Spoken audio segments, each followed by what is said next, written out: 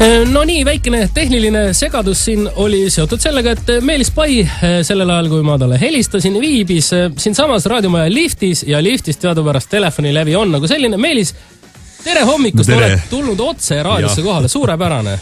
Ma sain aru, et ma pean siia tulema, et olin liftis selles mõttes, et aga ma arvan, et eks otse näost näkku rääkida on palju efektiivsem kui telefon. Teeme selle segaduse nüüd selgeks ära. Nukuteatris oli siis etendus nimega Puh ja inimesed, kaasa arvatud siin ikkagi tõsised analüütikud, näiteks on tehtud tekstianalüüs, mis siis näitas, et 90% etenduses kõlanud tekstist pärineb siis raamatutest Kanapoeg Puh ja Maja Puhhi Salu servas. Kuidas kommenteerite? No samamoodi nagu ennem, et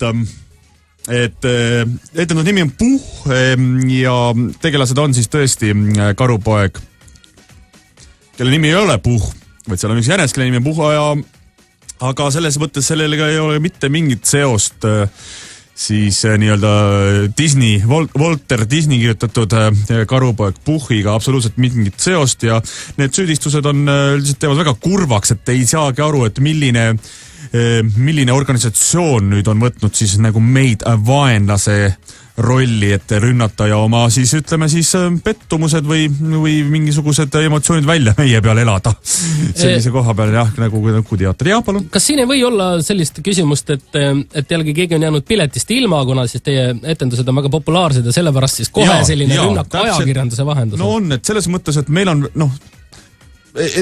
samas on nagu selles mõttes ka natuke imelik, et osku siis teisele, ütleme siis etendusele pilet, et meil on igasuguseid etendusi. Jussikese 7 sõpra.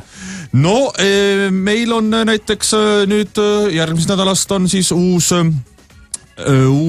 lavastus, mis kannab nime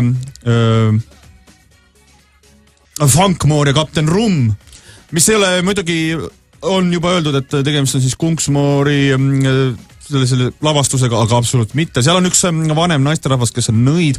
Ta mängib Marju Kuut. Marju Kuut ja siis tema mees kapten, kes on kapten. No võib-olla natukene tundub, et see on siis tuntud, kas ta oli siis Perviku kirjutatud raamatuga, aga ega kahjuks see nii ei ole. Ei ole ikkagi niimoodi. Samamoodi on meil ka sellised etendused nagu natukene täiskasvanuttavatele inimestele, nagu Xanaxidrallid. Pühapäeva õhtuti näidatakse. Xanaxidrallid on pühapäeva õhtuti täiskasvanutele. Sinna on pileteid väga palju saada. Seal on siis peategelasteks sellised 3 midžet mõõtu inimest, kellel on hüüdnimed siis Juh, Eve Finkpool ja Hammasääbe. Aga siin ei ole ma saan aru. Midagi ei ole. See on meile enda välja mõeldud koos brainstormisime sellise huvitava, et nad käivad ringi, sõidavad sellise autoga, PT Cruiseriga koos ringi ja ajavad siis asju, ühe korra võitlevad siis rottide ja kassidega. Väga huvitav on omamoodi. Täiesti nagu see originaalteos meie enda poolt välja mõeldud. Ahaa, aga küsin siis seda, et kuidas üldse sellised copyrighti ja selliste autoriõigustega asjad on? Väga hästi on meil kõik. On kõik väga hästi. Meil ei ole selles mõttes, me ei ole kellegi käest midagi maha kopinud ja sellepärast me ei pea küsima, et is it right or not. Aga miks te siis sellisel juhul kasutati selle lavastuse puhul ikkagi pealkirjas sõna Puh? Pealkiri oli ju Puh. Miks ei pannud siis lihtsalt karu? Vaata, kui sa nüüd vaatad kirjapilti, see on nagu natukene, kui sa vaatad kirjapilti on ju Puh, siis tegelikkuses ei ole sinna kirjutatud Puh. See on algmaterjali on kirjutanud üks vene inimene, vene kirjanik, meie töötaja, meie koristaja Anna Voskrošnonskaja ja tema kirjutas selle, kui sa nüüd loed seda vene keeles, siis sa loed selle Rin. Ja selle oli etenduse nimi Rin. P ehk siis vene keele R, U siis I ja H, Rin. See on venekeelsed, see on kirillitsas ja eestlane oleb kohe välja nagu Puh, samamoodi nagu on ju, meil on kirjutatud vene keeles peale remont ja inimesed ütlevad Bemoht on ju, et selles mõttes, et ja nüüd oleme selliste süüdistustega. Mida ette võtate ja kas tulevikus plaanite ikkagi kuidagi ikka sama rida edasi taguda? No muidugi, meil on tulemas ka lavastus nimega Kuratino, kus on siis väiksest penoplastist poisist kes, kui ta tõde räägib, siis tema käed hakkavad kasvama, selline huvitav lastejutt on ju. Kas ma olen natuke kuulnud sellest lavastusest, et pidi olema selle väga hea selline tume muusika taust, et lausa sellist EBM-i ja muidu sellist kootirokki. Eks me peame ka minema, tänapäeval on kootirokk on ju noorte seas, laste seas, eriti väikelaste seas eriti populaarne, me lähme sellega nagu kaasa ja see on väikest ja siis on muidugi veel igasuguseid tulemas. Kas see on üldise vampiirivaimustuse najal tulemas ka siis selline etendus nagu Dragula? Dragula on ka tulemas.